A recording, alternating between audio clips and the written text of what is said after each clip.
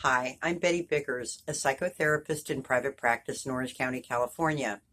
In this video, we're going to talk about coping strategies or coping skills.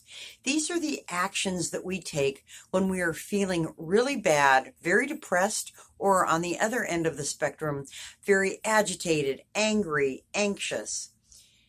Coping strategies help regulate our bodies and our minds to get ourselves back to a functional place. If you're coming from a highly energized place, we need a different set of coping strategies than if we're coming from a highly depressed place where we have no energy, no motivation, and we actually need to increase our energy levels.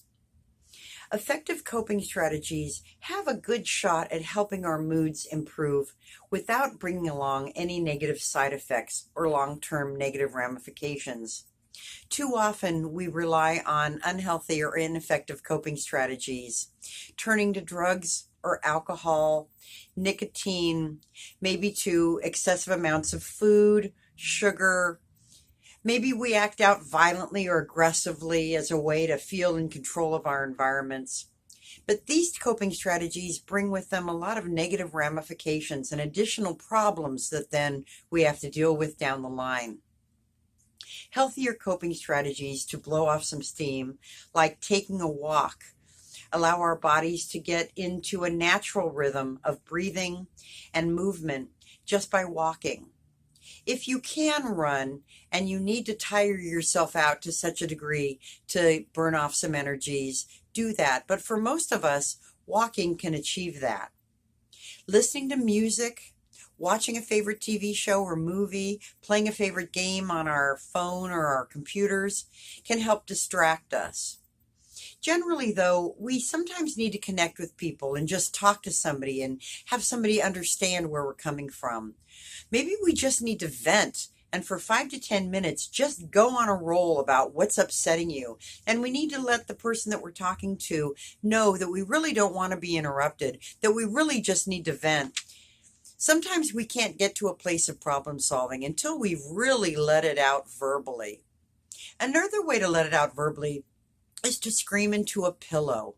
Pillows are great for absorbing sound so that other people don't necessarily hear how upset we are or then get all upset at hearing us scream.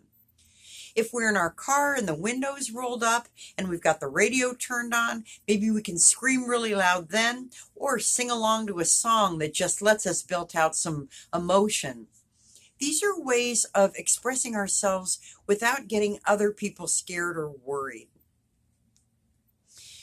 Sometimes we can get ourselves back on an even track by just closing down, wrapping ourselves in a blanket, and maybe having a cup of tea, gently rocking back and forth, and having a good cry. Maybe we need to first let ourselves fall apart before we begin to pick ourselves up. If you're a person that can reach out to others, that's great, and I encourage you to do so. But for many of us, we really need to fall apart and pick ourselves back up by ourselves. It feels safer that way. So maybe you do need to let yourself have a really good cry until there aren't any more tears that can come out. And then maybe you want to go for a walk. I encourage you, if you do tend to fall back into those negative habits, mix it up with going for a walk before you engage in your favorite substance. I'm just encouraging you to mix it up a little bit. If you just rely on those negative coping strategies, you're at risk of forming an addiction and developing a whole host of other negative problems you're going to have to deal with down the line.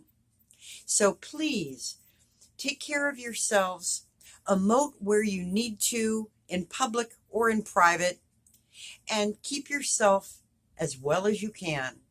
Our next video will deal with depression and trying to raise your energy level. So until then, stay well, and I'll see you next time.